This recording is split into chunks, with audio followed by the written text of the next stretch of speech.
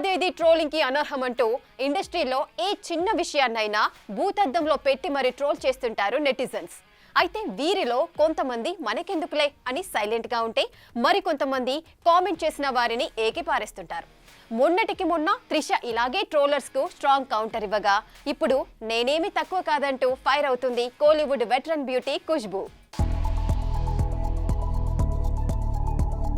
Photo shoots తోనో cinema shootings తోనో news లోకి వస్తారు హీరోయిన్స్. కానీ సోషల్ మీడియా వచ్చాక ఏం చేసినా వార్తల్లోకి వస్తున్నారు.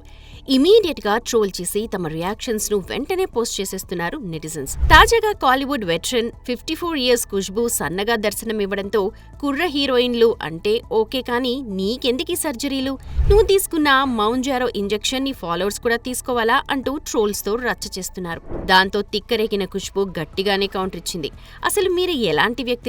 మీరు ఎప్పుడూ మీ ముఖాలను చూపించరు, ఎందుకంటే మీ లోపలంతా మురికే, నీ తల్లిదండ్రులను చూస్తే జాలేస్తోంది అంటూ మండిపడింది.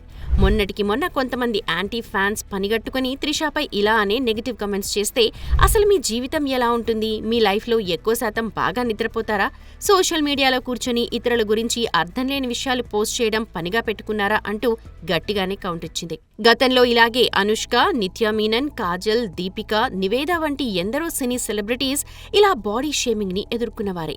వీరిలా ఉండగానే రష్మికపై మరో రకమైన ట్రోలింగ్ కి పనిపెట్టారు నెటిజన్స్. పుష్ప 2 ప్రమోషన్స్ జోరుగా జరుగుతున్న టైంలో స్టైల్ గా డ్రెస్సింగ్ చేసుకుని గాగుల్స్ పెట్టుకున్న రష్మిక అచ్చం పాప్ కింగ్ మైకేల్ జాక్సన్ లా ఉంది అంటూ కామెంట్ చేసుకొచ్చారు. ఇక మహానటితో క్రేజ్ తెచ్చుకున్న కీర్తి పెళ్లి కాగానే బేబీ జాన్ ప్రమోషన్స్ లో తాళితో దర్శనమిచ్చింది.